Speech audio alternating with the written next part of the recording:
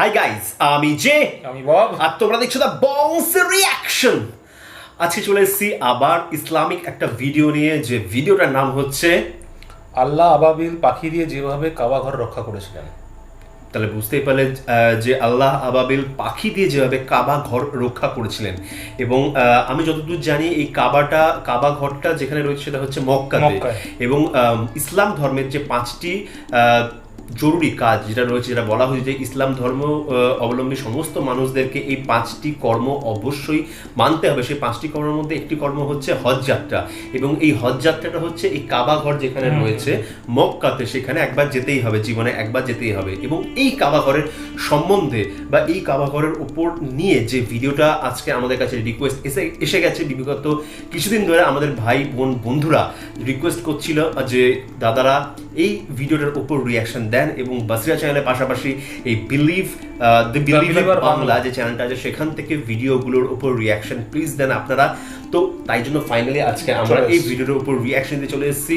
তো চলো বেশি কথা না বলে আগে ভিডিওটা দেখে নি কি আছে। অবশ্যই আমরা নিচ্ছি চ্যানেলটা থেকে, যেটা হচ্ছে দা বিলিভার বাংলা চ্যানেলটা থেকে নিচ্ছি। তোমরা যারা এখনো পর্যন্ত এই চ্যানেলটা সাবস্ক্রাইব করোনি, প্লিজ চ্যানেলটাকে ভিজিট করো, সাবস্ক্রাইব করো, ভিডিওটা লাইক শেয়ার করো, তারপরে চলে আসো আমাদের চ্যানেল দি বংস রিয়াকশনের রিয়াকশন দেখার জন্য। তোমরাই বলছো বারবার যে আমাদের সাথে রিয়াকশন দেখলে তোমাদের ভালো লাগে, তোমরা ভালো ফিল করো, যার জন্য বারবার করে আমাদেরকে বলছো। আমরা সেই কথাটা কি করে ফেলতে পারি? অবশ্যই। আর এখন যেহেতু আমরা সমস্ত ভিডিওগুলো করছি তোমাদের রিকোয়েস্টের উপর ডিপেন্ড করে, তো প্লিজ কমেন্ট করে যাও বেশি বেশি বেশি করে, এবং যে কমেন্টের উপর সব থেকে বেশি লাইক পড়বে সেই কমেন্টটা বা সেই ভিডিওটার উপর আমরা তাড়াতাড়ি রিয়াকশন। অবশ্যই, সেটা নিয়ে তো ওটাই বেটার হবে। একদম। তো চলো দেখিনি কি আছে ভিডিওটার মধ্যে, তারপর বাকি কথা হবে।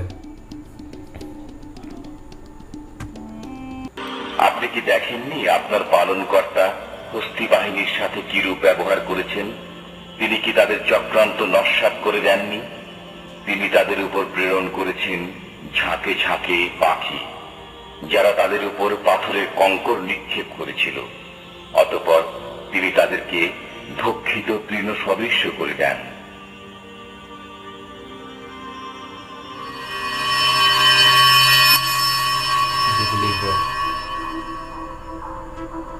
পুরো ঘটনার সূত্রপাত ইয়েমেনের গভর্নর আব্রাহা থেকে। আব্রাহা ছিল আবিসিনিয়ার বাদশাহ নাজ্জাশীর প্রেরিত ইয়েমেনের গভর্নর। তবে তিনি সেই নাজ্জাশী না যার কাছে সাহাবায়ে কেরাম শরণার্থী হিসেবে আশ্রয় নিয়েছিলেন, বরং তার বাবা। মূলত নাজ্জাশী ছিল বাদশাদের উপাধি। আবিসিনিয়াতে তৎকালীন সময়ে রাজা বাদশাদেরকে নাজ্জাশী বলেই সম্বোধন করা হতো।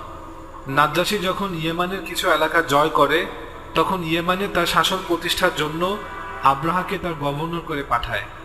আব্রাহা ইয়েমেনের গভর্নর হওয়ার পর অবগত হয় যে সবাই প্রতি বছর এই সময়ে উত্তরে যায়। যখন সে জানতে চাইল সবাই কোথায় যায় এই সময়ে, তখন তাকে জানানো হলো সবাই প্রতি বছর এই সময়ে উত্তরে মক্কা নগরীতে হজ পালন করতে যায়। তখন সে জানতে চাইল কি আছে সেখানে, তখন তাকে জানানো হয় যে সেখানে আল্লাহর ঘর আছে। আব্রাহা বলল, আমি এখানেই একটি নতুন ও বড় গির্জা বানাবো, যেটা কাবা থেকে অনেক বেশি বড় হবে, আর এখন থেকে সবাই এখানেই আসবে। কথা মতো সে একটি বিশাল গির্জা তৈরি করলো, কারণ তারা খ্রিস্টান ধর্মাবলম্বী ছিলেন। গির্জাটি তৎকালীন সময়ে আরব উপদ্বীপের মধ্যে সবচেয়ে বড় গির্জা ও দালান ছিল। তখন সে ঘোষণা করলো, এখন থেকে সকল ইয়েমেনবাসীকে এখানে আসতে হবে, কেউ আর মক্কা নগরীতে যেতে পারবে না। কিন্তু তার ঘোষণার পরও যখন ইয়েমেন থেকে কিছু লোক পরের বছর হজে যায়, সে উত্তেজিত হয়ে ঘোষণা করে, আমি এই কাবা ঘরকেই ধ্বংস করে দিব। আমাদের কাছে যে হাতিটি আছে আমরা তাকে ব্যবহার করব আমাদের বাহিনীর সাথে। আর যেহেতু তারা আবিসিনিয়া থেকে, তাই তাদের কাছে একটি হাতি ছিল, এবং হাতিটি আফ্রিকা থেকে নিয়ে আসা হয়েছিল। তা না হলে আরব উপদ্বীপে কখনো প্রাকৃতিক জন্তু হিসেবে হাতি পাওয়া যায় না। এবং অবশ্যই তারা হাতিকে প্রশিক্ষণ দিতে জানতো, যাতে করে যুদ্ধে ব্যবহার করা যায়। অতঃপর সে তার সৈন্যবাহিনীকে প্রস্তুত করে এবং কাবার উদ্দেশ্যে রওনা হয়। বিভিন্ন ইতিহাসের বইতে হাতির সংখ্যা বিভিন্নভাবে বলা আছে। কেউ বলে 8টি, কেউ বলে 20টি হাতি। প্রকৃত অর্থে হাতি একটি ছিল, সাথে অন্যান্য ঘোড়া ও উট ছিল।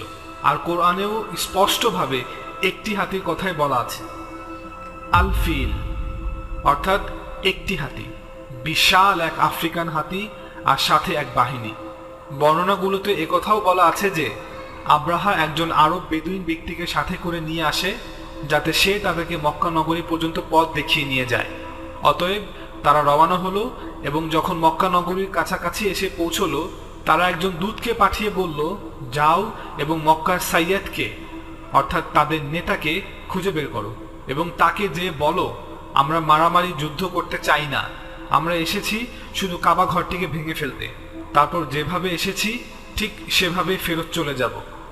সেই সময় আব্দুল মুত্তালিব ছিল মক্কা নগরীর নেতা, সুতরাং সেই দূত কথা মতো আব্দুল মুত্তালিবের কাছে গিয়ে তাদের উদ্দেশ্যের কথা জানালো। আব্দুল মুত্তালিব বলল, ঠিক আছে, তাকে আসতে দাও। আরেকটি বর্ণনা অনুযায়ী আব্রাহা 200-র মতো কুরাইশদের উট আটক করে রেখেছিল।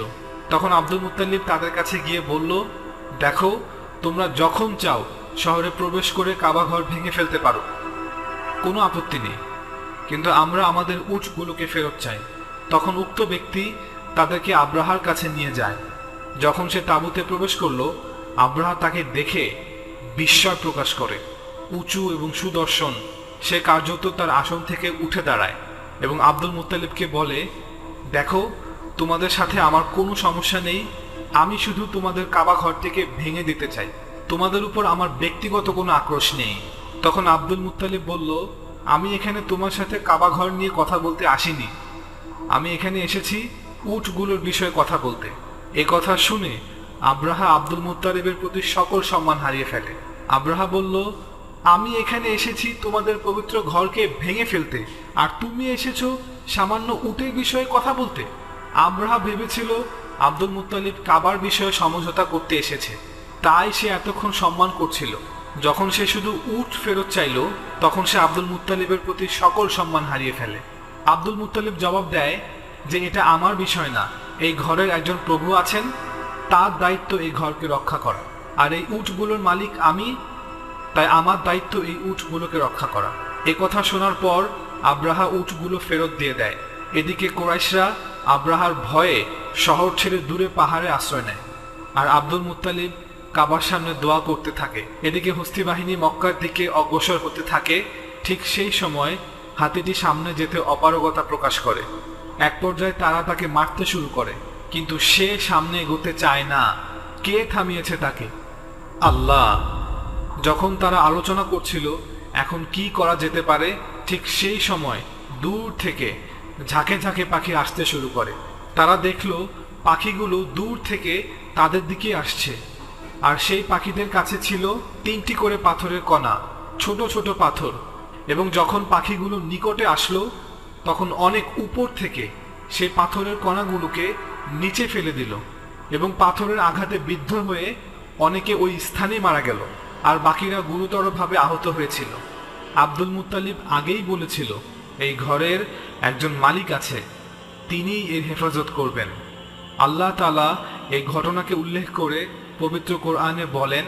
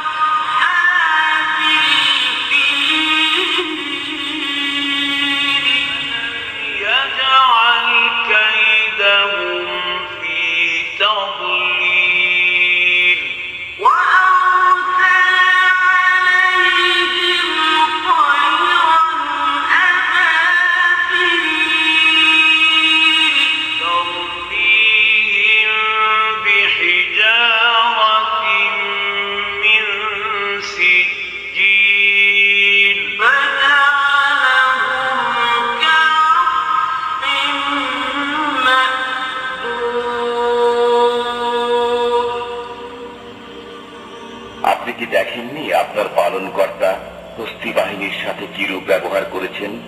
তিনি কি তাদের চক্রান্ত নস্যাৎ করে দেননি? তিনি তাদের উপর প্রেরণ করেছেন ঝাঁকে ঝাঁকে পাখি, যারা তাদের উপর পাথরের কঙ্কর নিক্ষেপ করেছিল। অতঃপর তিনি তাদেরকে ভক্ষিত তৃণ সদৃশ্য করে দেন।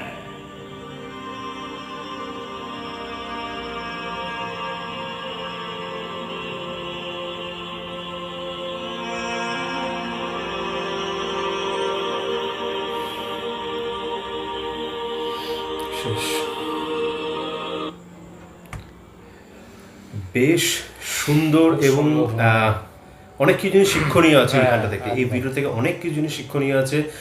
ফার্স্ট বলতে চাই ভিডিওটার ব্যাপারে, যেটা হলো গিয়ে ভিডিওটা দেখে যেটুকু মনে হলো এটা একটা কোনো রকম সিনেমার থেকে ক্লিপটাকে কেটে নেওয়া হয়েছে, এবং এই গল্পটা যেটা বলা হলো সেই গল্পটার উপর বেস করেই হয়তো সিনেমা ছিল, সেই সিনেমাটার ক্লিপটাকে এডিট করে বাংলা ভাষায় কথা বলে জিনিসটাকে বোঝানো হয়েছে, এক নম্বর। দ্বিতীয়ত হচ্ছে যে জিনিসটা সব থেকে বড় শিক্ষণীয় আজকের দিনে দাঁড়িয়ে, সেটা হচ্ছে যেটা বলা হলো যে প্রত্যেকটা গির্জা বলো, মসজিদ বলো, মন্দির বলো, তাদের যে মালিক তিনি নিজের স্বয়ং ঈশ্বর, আল্লাহ বা ভগবান বা গড। সুতরাং সেগুলোকে বাঁচানোর জন্য কোনো রকম আমাদের ঝগড়া ঝামেলা অশান্তি করার কোনো প্রয়োজন নেই। সেটা যে মালিক তিনি সেটা রক্ষা করবেন, নিজের জিনিস তিনি জানেন কিভাবে সেটাকে রক্ষা করতে হবে। এবং আমাদের ইন্ডিয়াতে একটা সিনেমা, খুব কন্ট্রোভার্সিয়াল সিনেমা হয়েছিল, দুটো সিনেমা অ্যাকচুয়ালি, একটা সিনেমা বললে ভুল হবে, দুটো সিনেমা। একটা হচ্ছে পরেশ রাওয়াল অভিনীত এবং অক্ষয় কুমার ছিলেন যে সিনেমাটার মধ্যে, যেটা নাম হচ্ছে হ্যাঁ ও মাই গড, একদম ঠিক বলেছে, ও মাই গড যে সিনেমাটা ছিল। এবং যে আমির খান অভিনীত সিনেমাটা ছিল সেটার নাম হচ্ছে পিকে। সেই পিকে সিনেমাটায় আমির খানের একটা খুব সুন্দর একটা ডায়লগ ছিল, যেটাতে তিনি বলছেন এক ইয়েকে কি বলে ধর্মপ্রচারককে বলছেন যে ভগবানের মন্দির হোক, মসজিদ হোক, তাকে তুমি রক্ষা করার কে? সে আমাদের চাইতে অনেক বড়, অনেক বিশাল। তা সে এই পুরো জগৎটাকে বানিয়েছে, এই পুরো জগতের ছোট্ট একটা পৃথিবীর ছোট্ট একটা স্থানের ছোট্ট একটা গলিতে দাঁড়িয়ে আমি তাকে বাঁচাবো, এত ক্ষমতা তোমার মধ্যে নেই, এত ক্ষমতা তোমার কেন, কারোর মধ্যে নেই। সে নিজে জানে নিজেকে কিভাবে রক্ষা করতে হবে, এবং একদম সেটাই বলেছে যে এই লেখাটাও লেখা ছিল, এইটা জিনিসটা কিন্তু লেখা আছে কোরআনে, যেটা বলা হলো। তো সুতরাং এখান থেকে কিন্তু অনেক বড় জিনিস শেখাচ্ছে। তোমার যে কেউ যদি মনে হয় যে মন্দির ভাঙবে, মসজিদ ভাঙবে, ভাঙুক, তোমার সেটা কোনো রকম তুমি বিরোধিতা করো না। এটা পুরোপুরি দেখালো যেটা তার রক্ষা করার দায়িত্ব স্বয়ং মালিক তিনি নিজে যখন এই জগৎটা বানিয়েছেন তিনি জানেন নিজেকে কিভাবে রক্ষা করতে হবে। সুতরাং আমাদের এই নিয়ে কোনো চিন্তা করার কোনো কারণ নেই। দারুণ, মানে ভিডিওটা খুব সুন্দর আর কি। আব্দুল মুত্তালিব খুব সুন্দর কথা, মানে উট নিতে এসছে ওই কথাটাতে বললেন যে উটের মালিকটা আমি, ওই জন্য আমি উটকে রক্ষা কিভাবে করব সেটা আমি আমার দায়িত্ব। সেটা কাবাটা ভগবানের মানে আল্লাহর ঘর, ওনার থেকে ভালো রক্ষা আমি রক্ষা করবেন, উনি দোয়া করেছেন যাতে ওইটা রক্ষা করে। হ্যাঁ, সেই জিনিসটা খুব সুন্দর, অবশ্যই যে ওটার মালিক যিনি সেটা তিনি রক্ষা করবেন, সেটা রক্ষা করার দায়িত্ব আমার না। কোরআনের কথাগুলো যে লেখা, মানে প্রত্যেকটাই খুব সুন্দরভাবে আর কি ডেসক্রাইব করা, একদম ঠিক বলেছে। তো বেশ সুন্দর লাগলো ভিডিওটা, সিরিয়াসলি খুব সুন্দর লাগলো, মানে জানতে পারছি অনেক কিছু, এগুলো জানতে পারছি, আমাদের জানা ইন্টারেস্টিং লাগছে, সত্যি বলছি প্রচন্ড পরিমাণে ইন্টারেস্টিং লাগছে। এবং এই যে চ্যানেলটা এত সুন্দরভাবে তারা প্রেজেন্ট করছে, হ্যাঁ এইটার ভয়েস কোয়ালিটিটা অতটা ভালো না, এটা হচ্ছে মেন প্রবলেম। সত্যি কথা আমরা বলবোই, মিথ্যা কথা বলবো না, একটু বেটার করলে ভালো হবে। কিন্তু এমনি কিন্তু ওদের মানে কনসেপ্ট বলা টলা সবই ভালো, খুব সুন্দর। বাসিরা যেমন অনেকটাই মানে অ্যাডভান্স, মানে ওদের বলার ধরনটা একটা চ্যানেল কিছু হয় না, মানে তবুও এটাকে যথেষ্ট বাংলাকেও আমরা খারাপ বলবো না, যথেষ্ট ভালো। ওখানে আবার যেমন একটা শুধুমাত্র ছবির ওপর করা হয়, নিজস্বতা থাকে, কিন্তু এটা অন্যের ওপর ভিডিও নিচ্ছে। সত্যি কথা বলতে কিন্তু ফিল কিন্তু বেশি এটাতে আসলো, কিন্তু যদি আমি ব্যাকগ্রাউন্ড ফিলটার কথা বলি, ওটাতে একটা একটা ছবি থাকে, ওটা ভয়েসের মাধ্যমে বলা হয়, ভয়েসটা প্রাইভেটলি অনেক বেশি, ভয়েসটা একদম ঠিক বলেছে আমার বন্ধু। কিন্তু এইটাই কিন্তু আবার একটা সিনেমাটিক গ্রাফি করে যেরকম ভাবে করা হলো, জিনিসটাকে মনে হচ্ছে হ্যাঁ একদম দেখতে পাচ্ছি তো একটা গল্পের মতো করে। সুতরাং এটা দেখতে একটু ভালো লাগছে, মানে দেখাটা ভালো আছে, ভিজুয়াল এফেক্টটা বেশি ভালো লাগছে এটা।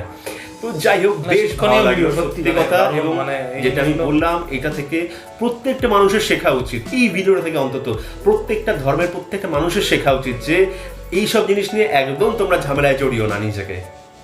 পুরো টাইটেলটা যেটা ছিল সেটা আমাদের কাছে পুরোটাই ক্লিয়ার, একদম অনেকটাই ক্লিয়ার, পুরো পরিষ্কার ক্লিয়ার, পরিষ্কার এইটুকু ব্যাপারটা যেটা ছিল একদম খুব সুন্দরভাবে, ডাউট আমাদের নেই। নেই, তো বেশ সুন্দর, সামান্য কিছু জানতাম, বাকি স্টোরিটা জানতে পারলাম, তো বেশ ভালো লাগলো। আর তোমাদের যদি আমাদের সাথে দেখে এই ভিডিওগুলো ভালো লেগে থাকে তাহলে অবশ্যই লাইক, শেয়ার, সাবস্ক্রাইব আর বেল বাটনটা টান করে বাজিয়ে দাও।